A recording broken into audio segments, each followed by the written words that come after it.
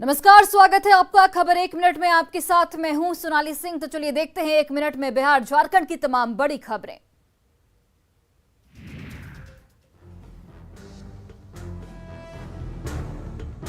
खगड़िया की कोसी नदी में धीरे धीरे वृद्धि होने के साथ ही एक बार फिर कटाव शुरू हो गया है। इस बार कटाव बेलदौर प्रखंड के इतमादी पंचायत के बारुण गांव के पास कोसी नदी से भीषण कटाव जारी है, जिसको लेकर ग्रामीण भी काफी दहशत में हैं। तस्वीरों में साफ देख सकते हैं कि किस तरह से कोसी नदी में भीषण कटाव जारी है। बड़े बड़े मिट्टी के टुकड़े नदी में समा रहे हैं। किसानों की खेती युक्त जमीन कटकर नदी में विलीन हो रही है।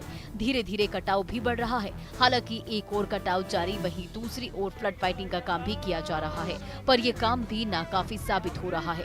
स्थानीय लोगों का कहना है कि जब बोल्डर पिचिंग का काम नहीं होगा तब तक कटाव नहीं रुकेगा। उन्हें अब अपने घर खेतों की चिंता सता रही है। ग्रामीण प्रशासन से कटाव निरोधी कार्य की गुहार लगा रहे हैं।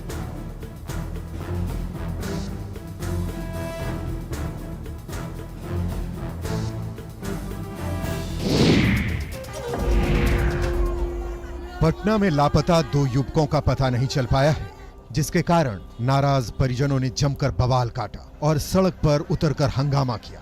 दरअसल खाजे काला थाना क्षेत्र के सीढ़ी घाट से बीते 16 जून से रहस्यमयी ढंग से 2 मछुआरे लापता हो गए, जो रिश्ते में मामा भांजा थे। दोनों का पता अभी तक नहीं चल पाया है।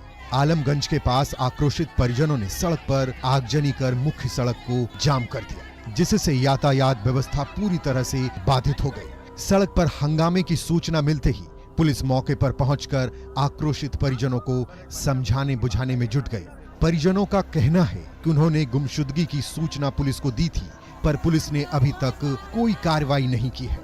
आक्रोशित परिजनों ने पुलिस पर सहयोग न करने का आरोप लगाते हुए दोनों युवकों की जल्द से जल्द बरामदगी की गुहार लगाई है। पुलिस मामले की जांच में जुट गई है।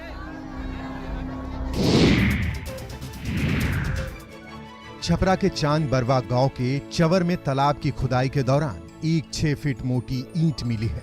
साथ ही पौराणिक भवनों की दीवार मिली है। बताया जा रहा है कि एक व्यक्ति ने अपने खेत में तालाब का निर्माण कराने के लिए खुदाई करवाई, जिसमें बीच खेत में ईंट की एक मोटी दीवार दिखी, जो 6 फीट से ज्यादा मोटी थी। खुदाई के दौरान 10 फीट नीचे जाने पर एक साइड से ईंट की मोटी दीवार मिलने लगी, जिसमें दीवार की चौड़ाई 6 फीट से ज्यादा है। वहीं लंबाई अभी मिट्टी में दबी हुई है। खुदाई में निकले एक ईंट का वजन 14 किलो से ज्यादा है। ईंट पर विभिन्न तरह की आकृति उकेड़ी गई है। फिलहाल पुरातत्व विभाग इस ईंट की जांच कर रहा है। जांच के बाद ही ये दीवार किस काल की है ये पता चल पाएगा। ग्रामीणों का मानना है युगों के पहले इस इलाके में गंडक नदी गुजरती थी। इसी रास्ते से भगवान राम अयोध्या से जनकपुर गए थे। शायद ये दीवार भगवान राम की समय की हो।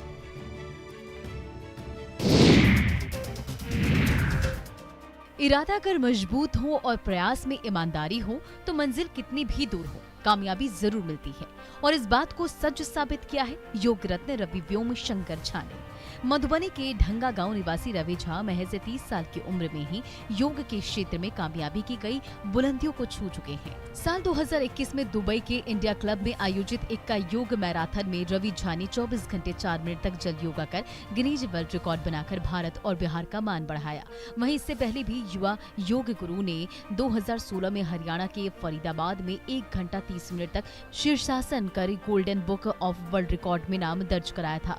साथ ही 2017 में रवि झा ने अहमदाबाद में 40 मिनट तक पद्म शीर्षासन कर दूसरी बार gold book of world record में नाम दर्ज कराया था।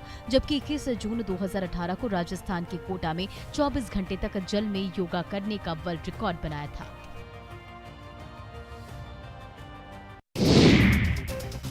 अग्निपथ योजना के विरोध में उपद्रवियों ने जमकर बवाल मचाया था, जिसके बाद ट्रेनों के परिचालन को रोक दिया गया। पर आखिरकार 4 दिनों के बाद रेल का परिचालन सामान्य ढंग से चलना शुरू हो गया है। पिछले 4 दिनों से अग्निपथ मामले को लेकर हुए प्रदर्शन और आगजनी के बाद रेलवे का परिचालन पूरी तरह से ठप था, लेकिन कल देर रात से परिचालन शुरू कराया गया। लंबी दूरी की सभी ट्रेनों का परिचालन शुरू हो गया है। रेलवे के अधिकारियों की माने तो रेलवे की बोगियों को उपद्रवियों ने जलाया था, जिसकी वजह से रेलवे के नए रेकों के आने में वक्त लगा है। मगध एक्सप्रेस, राजधानी express, Sampoorna Kranti express, Shramjeevi express, Rajrani express, Vikramshila express Ananya express समेत लंबी दूरी की ट्रेनों का परिचालन आज से शुरू हुआ है। वहीं 3 दिनों के हंगामे के बाद अब छपरा जंक्शन पर रेल यातायात सामान्य होने लगे हैं। सुरक्षा बलों के निगरानी में कई बंद ट्रेनें फिर से शुरू की गईं, जिससे यात्रियों ने राहत की सांस ली है। भारत नेपाल का एक बड़ा सीमा क्षेत्र खुला हुआ है। ये इलाके जंगल और नदियों से घिरे हुए हैं। ऐसी सीमा क्षेत्र में अब सुरक्षा बढ़ाई जा रही है। गृह मंत्रालय के निर्देश के बाद नई चौकी बनाकर एसएसबी पैनी नजर रख रहा ताकि घुसपैठ को रोका जा सके। वहीं बगहा में वाल्मीकि नगर के कालेश्वर मंदिर के पास एसएसबी के बीओपी बनाए गए, जहाँ 24 घंटे एसएसबी जवान तैनात रहेंगे। सुरक्षा एजेंसी के अलर्ट के बाद ये विशेष चौकी बनाई गई। जवान अब घुसपैठ के साथ साथ तस्करों पर लगाम लगाने का काम करेंगे। सुदूर क्षेत्र होने के कारण तस्कर बेखौफ होकर तस्करी करते थे, पर अब नई चौकी बनने के बाद तस्करी की घटना में कमी आएगी। सशस्त्र सीमा बल यानी एसएसबी भारत एक अर्धसैनिक बल है, जिस पर 1751 किलोमीटर लंबी भारत नेपाल सीमा की सुरक्षा की जिम्मेदारी है। जंगल और नदियों से जुड़े हुए जो बॉर्डर क्षेत्र हैं, इस पर तस्करों से दो हाथ करेगा तैयार हो जाएगा और तस्करी पर विराम के लिए यह टीम काम करेगी। मॉनसून के आते ही प्रदेश के कुछ हिस्सों में आफत की बारिश शुरू हो गई है। लगातार हो रही बारिश से नदियों का जलस्तर बढ़ गया है। किशनगंज जिले में लगातार बारिश से रतुआ नदी उफान पर है। टेढ़ागाछ प्रखंड के चिल्हनिया, हवाकौल जैसे कई गांव कटाव की चपेट में हैं। नदी लगातार कटाव कर रही है, जिससे कई घर प्रभावित हो गए हैं। ये देखिए, नदी किनारे बसे लोग अब पलायन करने को मजबूर हैं। स्थानीय लोग खुद अपने घर उजाड़कर कहीं और बसने की तैयारी में हैं। फिर ये 22 में ये क्यों दे रहा है बोरा भी दे के गया, कल ले दिया, रात में भस के लेके चला गया। हवाकौल पंचायत के माध्यमिक विद्यालय और आंगनबाड़ी पूरी तरह से कटाव की जद में है। अगर तुरंत कोई ठोस कदम नहीं उठाया गया तो स्कूल नदी में समा जाएगी। कुछ बोरी बचा तो लेबर लोग लगे चले। ठेकेदार कहता है कि कोई एस्टीमेट, कोई टेंडर नहीं बना है। हम लोग ऐसे काम करते हैं, कौन किया दे रहा है आपको काम तो कोई पता नहीं। वहीं स्थानीय लोगों का कहना है कि जिलाधिकारी के आदेश पर कुछ तटबंध को मजबूत करने के लिए बोरे रखे गए थे, पर वो भी बाढ़ में बह गए। परेशान लोग गांव और स्कूल को बचाने की मांग कर रहे हैं।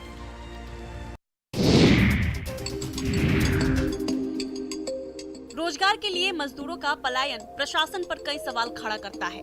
सरकार की रोजगार देने की योजना भी असफल नजर आती है। वहीं बगहा से भी पलायन की खबर सामने आई है।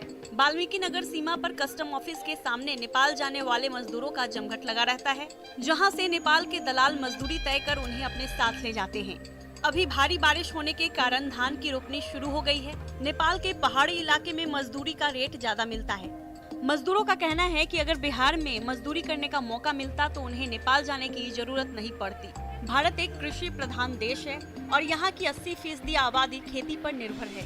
बावजूद भारी संख्या में धान की रोपनी के लिए मजदूरों का नेपाल पलायन बहुत सारे सवाल खड़ा कर रहा है। सभी सरकारें दावे तो बहुत करती हैं, लेकिन कुछ हासिल नहीं हो पाता और रोजगार की तलाश में पुरुषों के साथ साथ अब महिलाएं भी अपने घरों से निकलकर परदेश जाने को मजबूर है।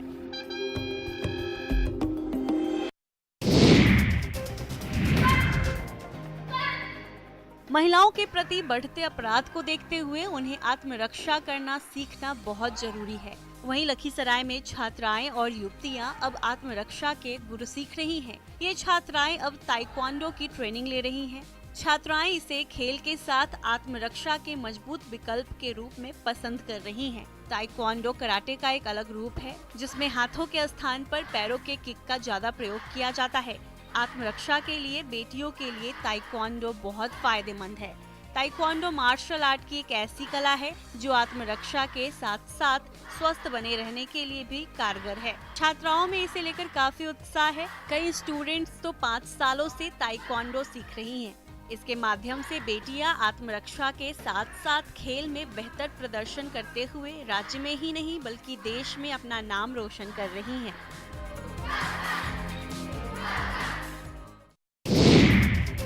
कटिहार के बच्चे भी अब तैराक बन पाएंगे। अब उन्हें भी तैराकी का प्रशिक्षण मिलेगा। दरअसल बीएमपी 7 परिसर में कमांडेंट दिलनवाज अहमद के प्रयास से बेहद कम खर्च पर जुगाड़ तकनीक के सहारे और पुराने सामानों के इस्तेमाल के साथ एक शानदार स्विमिंग पूल का निर्माण किया गया है। फिलहाल यहाँ प्रशिक्षु सिपाहियों को ट्रेनिंग दी जा रही है और इसके बाद जिला स्तर पर खासकर सरकारी स्कूल के बच्चों को तैराक बनने की प्रशिक्षण दी जाएगी। अगर यहाँ के बच्चे अच्छे प्रशिक्षण के माध्यम से जौहर दिखा पाएंगे तो उन्हें जिला स्तर और राज्य स्तर पर अपना हुनर दिखाने का मौका भी मिलेगा। बड़ी बात ये कि इस तरह के प्रशिक्षण से न सिर्फ बिहार पुलिस को बल्कि ITBP और SDRF जैसे सुरक्षा से जुड़ी भारतीय एजेंसियों को भी बेहद लाभ मिलेगा। वो एक दिन स्विमर बन करके बहुत अच्छा स्विमर बन सकते हैं, तैराकी बन सकते हैं, BMP में जा सकते हैं और कहीं भी किसी भी देश के कोना में जा सकते हैं।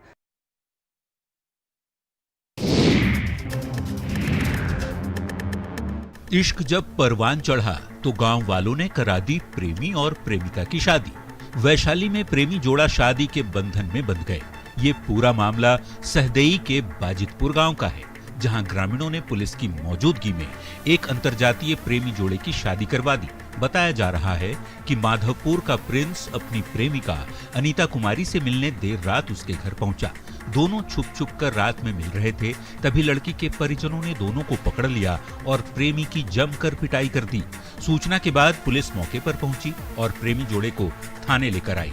बाद में दोनों के परिजन थाने पहुंचे और आपसी सहमति के बाद दोनों प्रेमी प्रेमिका की शादी शिव मंदिर में करा दी गई।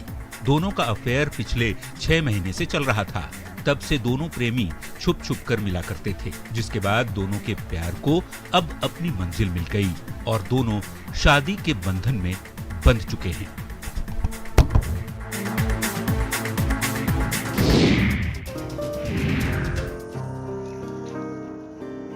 जिले में हाथियों का आतंक बढ़ता ही जा रहा है। कई हाथी लोगों के घरों को तोड़ रहे हैं तो कभी फसलों को बर्बाद कर रहे हैं। गिरिडीह में हाथियों के झुंड ने काफी नुकसान पहुंचाया है। देर रात हाथियों के झुंड ने मठरूखा पंचायत में कई घरों को क्षतिग्रस्त कर दिया है। वहीं घर में रखे अनाज को भी हाथी चट कर गए हैं। करीब 7 घरों को हाथियों ने नुकसान पहुंचाया है।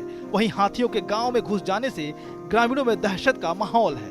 लोग रात रात भर जगकर अपने घरों से बाहर रहकर पहरेदारी कर रहे हैं। लोगों ने रात रात भर जगकर अपने घरों से बाहर रहकर पहरेदारी की। लोगों ने वन विभाग और जिला प्रशासन से भी हाथियों के झुंड को खदेड़ने की मांग की है। साथ ही क्षतिपूर्ति की मांग भी ग्रामीण कर रहे हैं। ग्रामीणों का आरोप है कि सूचना दिए जाने के बाद भी सुबह तक विभागीय अधिकारी मौके पर नहीं पहुंचे थे, जिसकी वजह से लोगों में काफी नाराजगी है। और अभी बगल घर में शादी था, सब सामान जुटाए हुए थे, सब चावल तावल सब बर्बाद करके रख दिया। अंतर्राष्ट्रीय योग दिवस के मौके पर देश में योग कार्यक्रम का आयोजन किया गया। देवघर के बाजरा चौक के पास मॉडर्न योगा कार्यक्रम का आयोजन किया गया, जिसमें मुख्य रूप से सिर्फ महिलाओं ने हिस्सा लिया। इस कार्यक्रम में गृहिणियों से लेकर वर्किंग वुमेन्स ने हिस्सा लिया। अब महिला भी हेल्थ कॉन्शियस हो रही है, इसलिए वे सभी योग के प्रति आकर्षित हो रही। महिलाओं के लिए अंतर्राष्ट्रीय योग दिवस के मौके पर विशेष कार्यक्रम का आयोजन किया गया, जिसमें शपथ भी दिलाई गई कि महिलाएं रोज 1 घंटा का समय निकालकर योगा करेंगी और अपने परिवार के लिए योग जरूर करेंगी। योग से महिलाएं मानसिक और शारीरिक रूप दोनों से फिट रह सकती हैं। योग एकमात्र ऐसा साधन है जो निःशुल्क आपको स्वस्थ रहने की गारंटी देता है। योग तनाव को दूर करने के लिए बहुत कारगर है। हमारे हेल्थ के लिए बहुत ज़्यादा इम्पोर्टेंट है, क्योंकि सभी लोग आज अपनी ज़िंदगी में इतने बिजी हो गए हैं कि अपने ऊपर वो ध्यान नहीं देते हैं। तो आज योग से कम हम लोग 1 घंटा भी समय निकालें खुद के लिए, तो हम सब स्वस्थ रह सकते हैं।